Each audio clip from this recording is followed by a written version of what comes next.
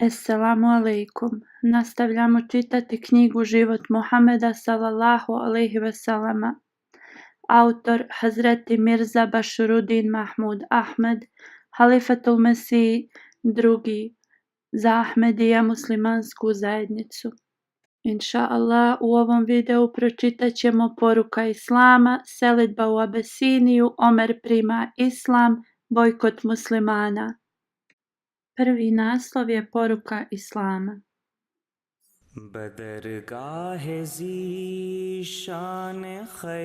Suprotstavljanje je i dalje raslo. U isto vrijeme su poslanik i njegovi sljedbenici činili sve što su mogli da Mekanlijama učine jasnom poruku Islama. Ova poruka je bila mnogostrana i od ogromne konačne vrijednosti ne samo za Arape nego i za cijeli svijet. To je bila poruka od Boga. Ona kaže: stvaralac svijeta je jedan, niko drugi nije vrijedan obožavanja. Poslanici su uvijek vjerovali u njega da je jedan i tako su poučavali svoje sljedbenike. Mekanlije trebaju napustiti svoje kipove i idole. Zar oni nisu vidjeli da idoli nisu čak mogli ukloniti ni muhu koja je pala na žrtve položene na njihovim stopalama? Da su bili napadnuti ne bi se mogli odbraniti. Da su imali pitanje da im postave, oni ne bi mogli odgovoriti. Da su tražili pomoć, oni ništa ne bi mogli učiniti. No jedan Bog pomogao je one koji su tražili pomoć. Odgovorio je onima koji su mu se obratili u dovi. Podčinio je svoje neprijatelje i uzdigao one koji su se ponizili pred njim. Kad je došlo svjetlo od njega, ono je osvijetlilo njegove poklonike. Zašto su ga onda Mekanlije napustile i okrenuli se beživotnim kipovima i idolima i izgubili svoje živote? Zar nisu vidjeli da ih je njihovo nevjerovanje u jednog istinskog Boga učinilo potpuno praznovjernim i neupućenim? Oni nisu imali pojma o tome šta je halal i šta je haram ili šta je ispravno i pogrešno. Oni nisu poštovali svoje majke, grubo su se postupali prema svojim sestrama i kćerkama i lišavali ih onoga što im pripada. Nisu postupali lijepo sa svojim ženama, mučili su udovice, iskorištavali siročad, siromašne i slabe, nastojali da svoje blagostanje izgrade na ruševinama drugih. Nisu se stidjeli lagati, niti krađe, niti pljačke. Kockanje i alkohol bili su njihovo zadovoljstvo. Nisu vodili brigu za kulturni i nacionalni napredak. Koliko dugo će oni zanemarivati jednog istinskog Boga i nastaviti gubiti i patiti? Zar nije bolje da se popravi?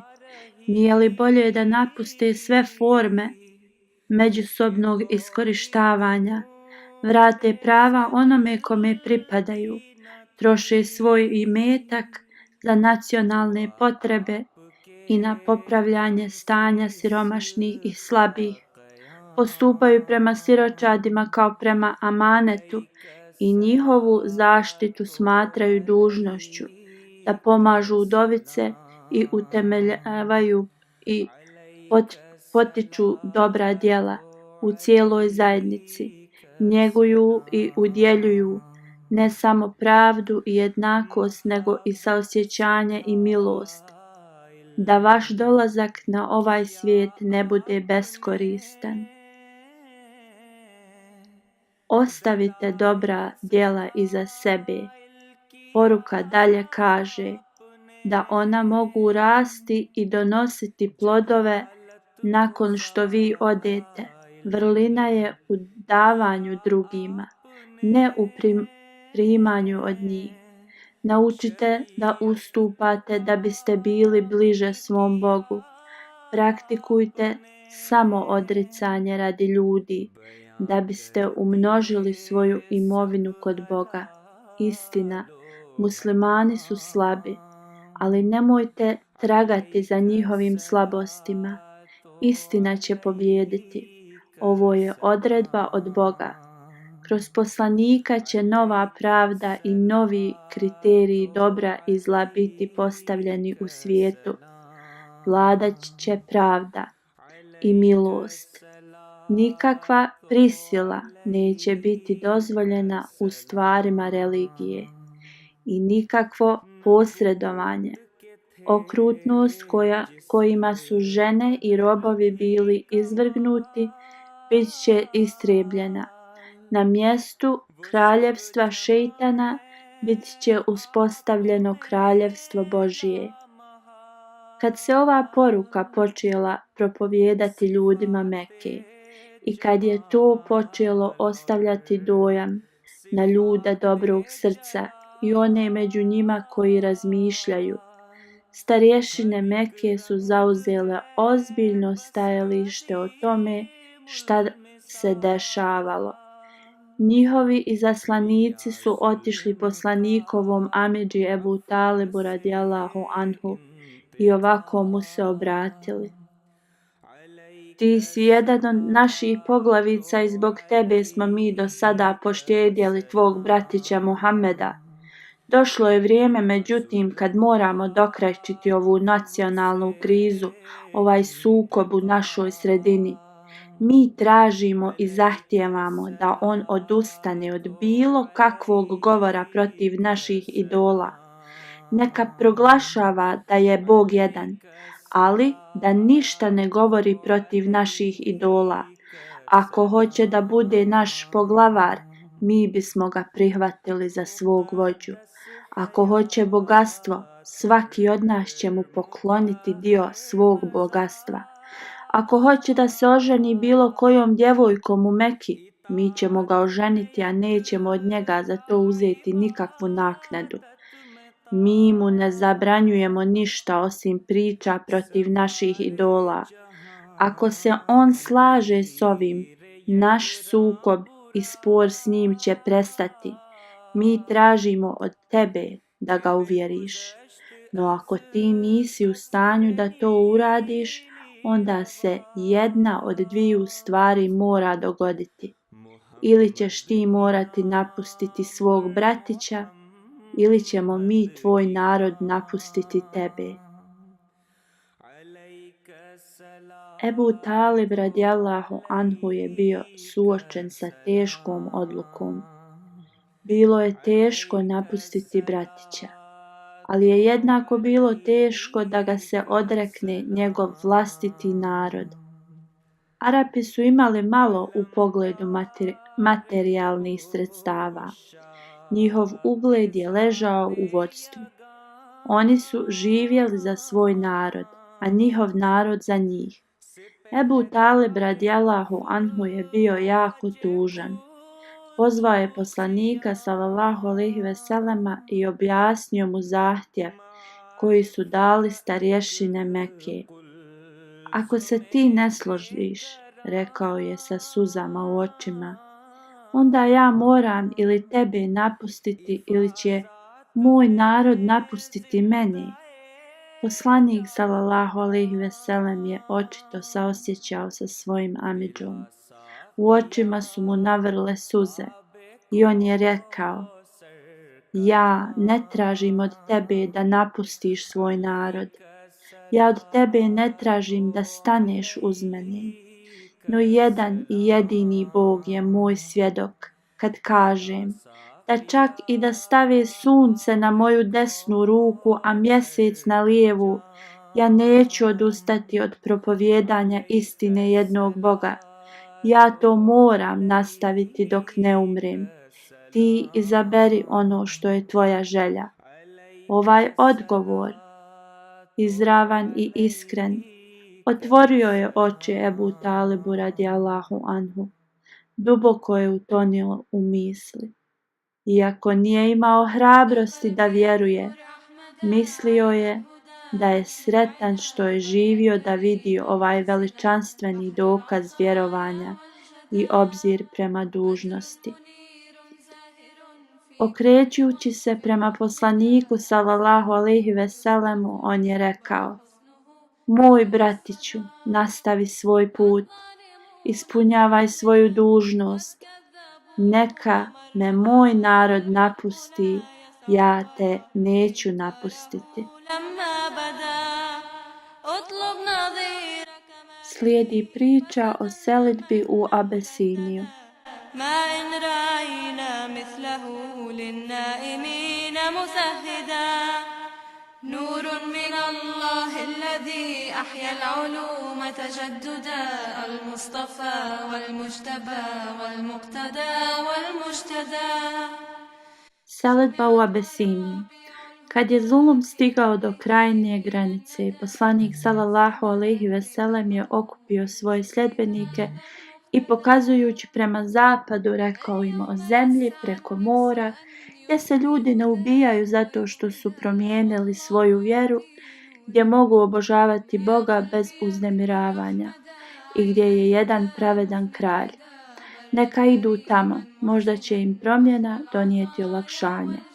Grupa muslimana, muškaraca, žena i djece, postupajući po ovom nalogu, otišli su u Abesiniju. Selidba je bila na maloj skali i vrlo dirljiva. Arapi su sebe smatrali čuvarima Kabe i bili su. Napuštanje Mekke za njih je bila velika tuga i ni jedan Arap ne bi mogao ni pomisliti na to da je život u Mekki bio moguć. Ni Mekanlije nisu bili spremni da tolerišu takvu seobu. Oni ne bi dozvolili svojim žrtvama da pobjegnu i imaju priliku da žive negdje drugo. Grupa je zato morala čuvati u tajnosti svoje pripreme za put i otići da se čak ni ne oproste sa svojim prijateljima i rodbinom. Neki su međutim saznali za njihov odlazak i to je na njih ostavilo dubok dojam. Omer, kasnije drugi halifa Islama radijallahu anhu, još je bio nevjernik, gorki neprijatelj i proganatelj muslimana. Pukom slučajnosti sreo je neke članove ove grupe. Jedna od njih bila je žena, Ummi Abdullah.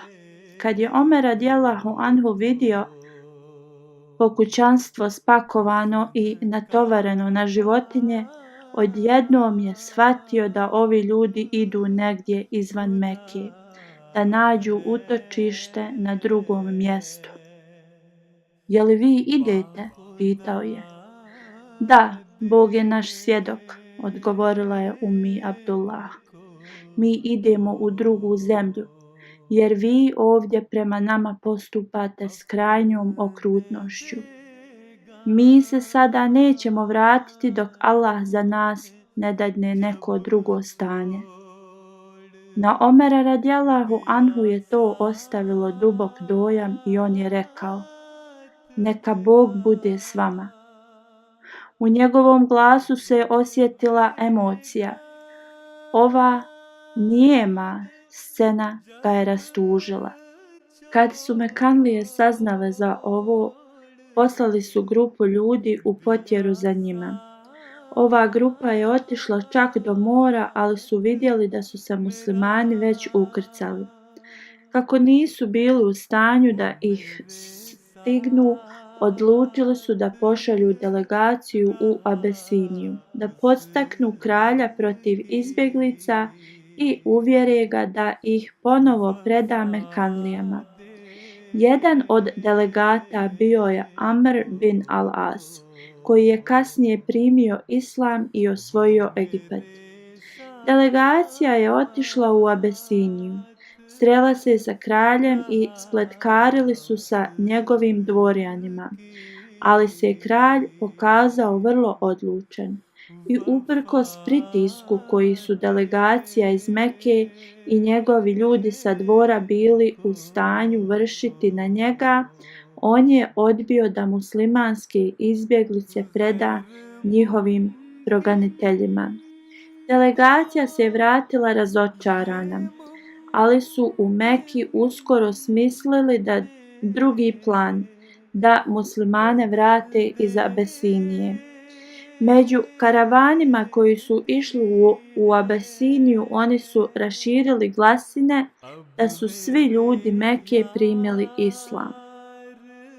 Kad su ove glasine stigle u Abesiniju, mnogi muslimani izbjeglice su se radosno vratile u Meku, ali su shvatili da su glasine koje su došle do njih neistine.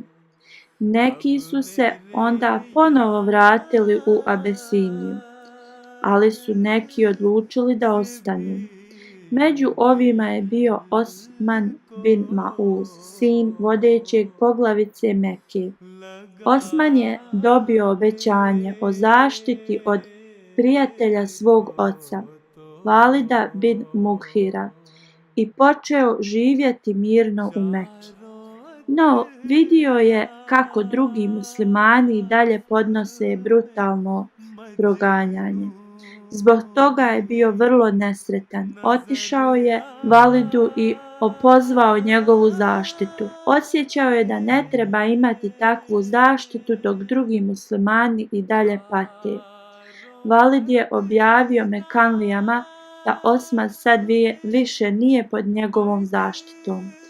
Jedan dan je poznati pjesnik Arabije sjedio među poglavicama Meke i recitovao svoju poeziju. Tu je bila strofa koja je značila da će sve blagodati na kraju nestati. Osman mu je smjelo proturječio i rekao blagodat dženeta će vječno ostati. Labid, nenaviknut na takva proturječja, razljutio se i rekao: Kurejšije, vaši gosti nisu bili ovako poniženi prije. Kad je počela ova novotarija, iz publike je ustao jedan čovjek da bi umirio Labida i rekao: nastavi i ne obraćaj pažnju na ovog glupana. Osman je tvrdio da nije rekao ništa glupo.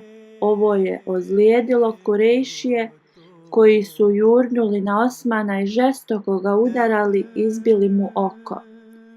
Valid je prisustvovao ovoj sceni. Bio je blizak prijatelj Osmanovog oca i nije mogao podnijeti takvo postupanje prema sinu svog umrlog prijatelja. No Osman nije više bio pod njegovom zvaničnom zaštitom i arapski običaj mu je zabranjivao da sada pristane uz neku stranu. Tako ništa nije mogao uraditi. Pola u ljutni, pola u tjeskobi okrenuo se Osmanu i rekao: sine mog prijatelja, spasio bi svoje oko da nisi opozvao moju zaštitu. Zahvali se sebi za to. Osman je odgovorio: ja sam ovo priželjkivao. Ja ne kukam nad gubitkom jednog oka, jer drugo čeka na istu sudbinu. Zapamtite, za mene je dovoljan primjer časnog poslanika. Ako on podnosi patnje, zašto da ja ne podnosim? Slijedi priča u vezi Omera radijallahu anhu kad je primio islam. Ba Khuda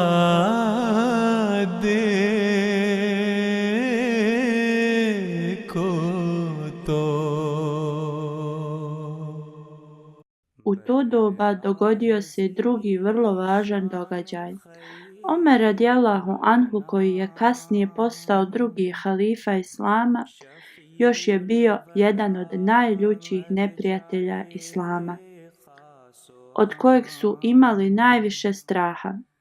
On je osjećao da još nije poduzet nikakav djelovatan korak protiv novog pokreta i odlučio je da dokrajči poslanikov život. Uzeo je sablju i krenuo. Jedan prijatelj je bio zbunjen. što ga vidi, da ide i pitao ga gdje ide i s kojom namjerom. Da ubijem Muhammeda, rekao je Omer. Ali hoćeš li ti biti siguran od njegovog plemena poslije ovoga? I znaš li zaista kakve se stvari odvijaju? Znaš li da su tvoja sestra i tvoj zet prihvatili islam? To je došlo kao grom iz vedra neba i jako je rastužilo Omera. Odlučio je da ide i prvo završi sa svojom sestrom i svojim zetom. Kad je stigao do njihove kuće, čuo je učenje iznutra. To je bio glas Hababa koji je poučavao časnoj knjizi. Omer radijallahu anhu je naglo ušao u kuću.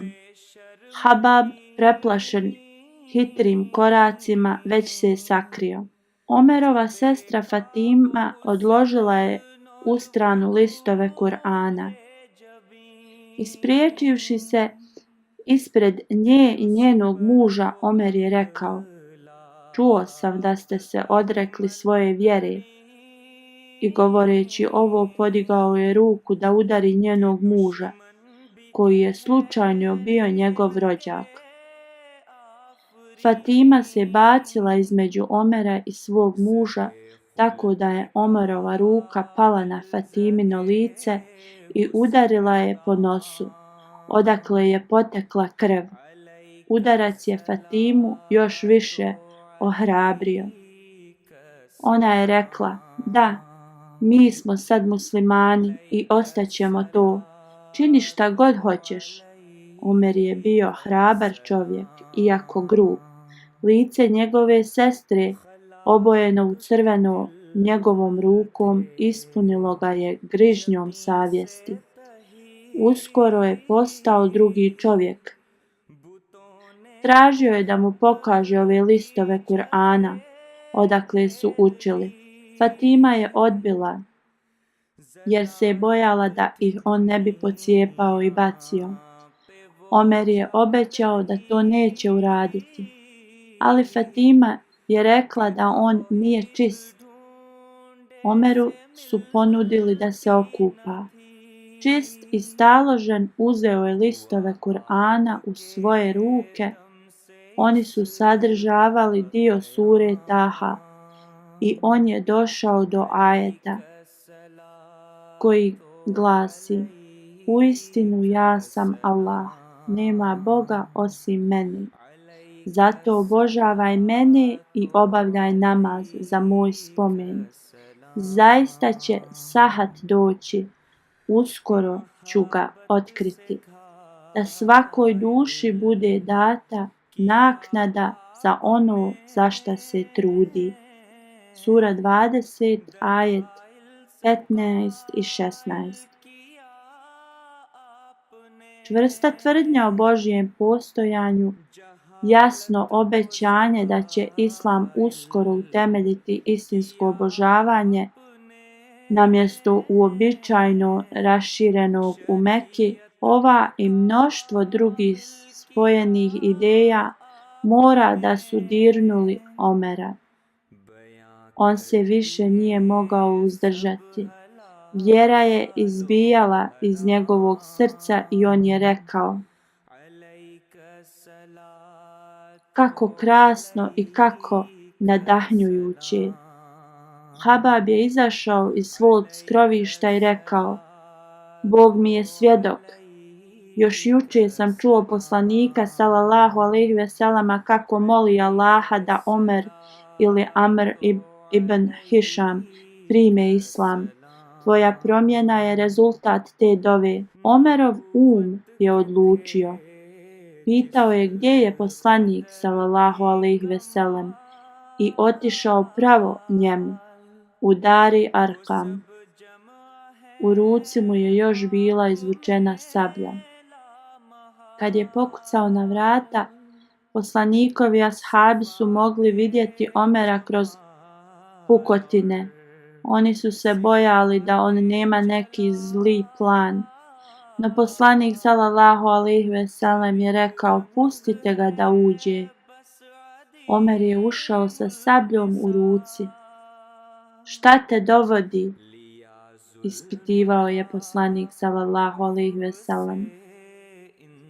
Božji poslaniče, rekao je Omer radijallahu anhu, ja sam ovdje da postanem musliman. Allahu ekber, Allah je najveći, uzviknuo je poslanik sallallahu alejhi ve sellem. Allahu ekber, uzviknuli su ashabi. Brda oko Mekke odjeknula su ovim uzvikom. Novost o ovom prihvatanju raširila se kao divlja vatra. I od sada je Omer radijallahu anhu, progonitelj islama od kojeg su jako strahovali, sam bio progonjen skupa s drugim muslimanima. Ali Omer radijallahu anhu se promijenio.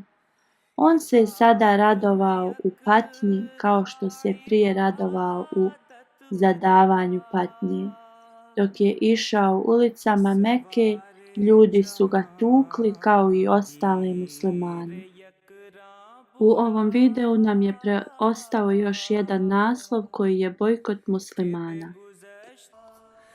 Muhammad ही नाम और मुहम्मद ही काम अलैका सलातो अलैका सलाम. Bojkot muslimana. Proganjanje je postajalo sve ozbiljnije i nepodnošljivije. Mnogi muslimani su već napustili Meku. Oni koji su ostali morali su podnositi više nego ikada prije. No muslimani nisu ni za trun odstupili od puta kojeg su izabrali. Njihova srca su bila čvrsta kao i uvijek. Njihova vjera isto toliko ustrajna. Njihova predanost jednom Bogu je rasla, a tako i mržnja prema idolima. Sukob je postajao ozbiljniji nego ikad. Mekanlije su sazvali još jedan veliki sastanak. Na njemu su odlučili da potpuno bojkotuju muslimane. Stanovnici Mekke nisu smjeli imati nikakav normalan odnos sa njima. Nisu smjeli niti kupovati od njih, niti im prodati bilo šta. Poslanik sallallahu alejhi ve sellem, njegova porodica i brojni bližnji koji su, iako nisu bili muslimani, ipak stajali uz njega, bili su prisiljeni da se sklone na osamljeno mjesto, koje je bilo i vlasništvo Ebu Taliba. Bez novca, bez sredstava i bez rezervi, poslanikova porodica i bližnji podnijeli su neopisive teškoće pod ovim bojkotom. 3 godine su morali živjeti u ovom stanju. Onda se na kraju 5 poštenih članova neprijatelja pobunilo protiv ovih uvjeta. Otišli su opkoljenoj porodici, ponudili su da ukinu bojkot i tražili od porodice da izađu u javnost. Ebu Talib radijallahu anhu je izašao i prekorio svoj narod. Pobuna ovih 5 postala je poznata širom Mekke, ali su se ponovo potvrdila dobra osjećanja Mekanlija i oni su odlučili da moraju otkazati okrutni bojkot. Bojkot je prošao, ali ne i njegove posljedice. Za nekoliko dana je umrla poslanikova sallallahu alejhi ve sellem vjerna žena Hatidža radijallahu anha, a mjesec kasnije njegov amidža Ebu Talib radijallahu anhu. Časni poslanik sallallahu alejhi ve sellem je sada izgubio društvo i potporu Hatidže radijallahu anha, a on i muslimani su izgubili vrijednu službu Ebu Taliba radijallahu anhu. Njegova smrt je prirodno također imala za rezultat gubitak neke opće simpatije. Izgledalo je da je Ebu Leheb, drugi poslanikov amidža, na početku bio spreman da pristane uz poslanika. Šok zbog smrti njegovog brata i obzir prema njegovoj samrtničkoj želji još su bili svježi u njegovoj glavi. No Mekanlije su uskoro uspjeli stvoriti otpor. Iskoristili su uobičajene žalbe. Poslanik sallallahu alejhi ve sellem je mislio da je nevjerovanje u Božje jedinstvo bilo pristup koji će biti kažnjen na ahiretu. Ovo učenje je proturječilo svemu što su oni naučili od svojih predaka i tako dalje. Ebu Leheb je odlučio da se suprotstavi poslaniku jače nego ikad. Odnos između muslimana i Mekanlija postao je zategnut. Trogodišnji bojkot i blokada povećali su jez između njih. Sastajanje i propovijedanje su izgledali nemogućim. Poslaniku nije smetalo loše postupanje i progonjenje. To je za njega bilo nevažno sve dok je on imao priliku da sretne ljude i obrati im se.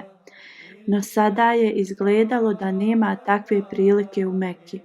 Osim općeg opiranja, poslanik je sada uvidio da je nemoguće da se pojavi u bilo kojoj ulici ili javnom mjestu. Ako bi se pojavio, oni bi na njega bacili prašinu i poslali ga natrag njegovoj kući. Jedanput se vratio kući sa glavom prekrivenom prašinom. Njegova kći je jecala dok je uklanjala prašinu. Poslanik joj je rekao da ne jecaj jer je Bog uz njega. Loše postupanje nije uzrujalo poslanika sallallahu alejhi ve sellema. On je to primio čak srdačno, kao dokaz zanimanja za njegovu poruku. Jednog dana, na primjer, Mekanlije mu uopće nisu ništa rekli. To je bila njihova spletka. Niti su na bilo koji način prema njemu postupili loše. Poslanik je otišao kući razočaran, dok ga Božji ohrabrujući glas nije podstakao da ponovo ide svom narodu i upozori ih. To bi bilo sve što sam vam pripremila za danas. U narednom videu možete gledati poslanik ide u Taif, Islam se širi u Medinu, duhovno putovanje Isra, predskazanje o pobjedi Rimljana i prvi zavjet Akabe. Do narednog videa. Assalamu alaikum wa rahmetullahi wa barakatuhu. La ilaha